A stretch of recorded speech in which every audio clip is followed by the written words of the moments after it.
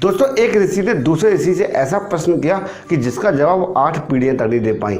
आखिर वो प्रश्न क्या था, जानते हैं इस वीडियो में। यह कहानी आदि पुराण की है, जिसमें एक आश्रम में एक विद्वान ऋषि कछिवान रहते थे, जिन्हें विभिन्न तरह के शास्त्रों और पुराणों का अत्यंत ज्ञान था। एक दिन ऋषि कछिवान अपनी ही तरह विद्वान ऋषि प्रिय मेघ से मिलने उनके आश्रम आए, जहां उनका भव्य स्वागत किया गया। ऋषि कछिवान और ऋषि प्रिय मेघ आपस में शस्त्र करने लगे और ऐसे ही शस्त्र करते करते ऋषि कछिवान ने प्रिय मेघ से एक पहेली पूछी। ऐसी कौन सी चीज़ है जिसे यदि जला दिया जाए तो उसमें तनिक भी रोशनी ना हो? प्रिय मेघ काफ़ी सोच विचार करने के बाद भी उस पहेली का उत्तर देने में असमर्थ रहे। वो जिस चीज़ के बारे में सोचते उन्हें लगता कि थोड़ी ही सही, परंतु उस वस्तु में रोशनी जरूर निकलेगी। उत्तर ढूंढते ढूंढते ऋषि प्रिय मेघ अंतिम पड़ाव पे पहुंच गए और अंतिम पड़ाव पे पहुंचने पर उन्होंने ऋषि कछिवान के पास एक संदेश भिजवाया कि मेरे वंश में एक ऐसा विद्वान उत्पन्न होगा जो कि आपके इस प्रश्न का उत्तर देगा। दोस्तों, ऋषि कछिवान अपने प्रश्न का उत्तर पाने के लिए जीवित थे। वही प्रिय मेघ की एक एक करके 8 पीढ़ियां स्वर्ग पहुंच चुकी थी।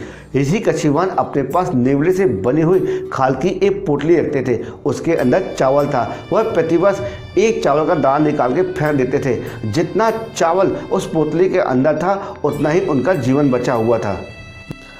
ऋषि प्रिय मेघ की 9वीं पीढ़ी में से एक विद्वान बालक का जन्म हुआ, जिसका नाम था सकम्सो। सकम्सो बचपन से ही बुद्धिमान था और प्रत्येक शस्त्र में विजयी होता था, परंतु सकम्सो को एक ही बात की चिंता सताई रही थी कि पीढ़ी से चली आ रही एक प्रश्न का उत्तर खोजने की।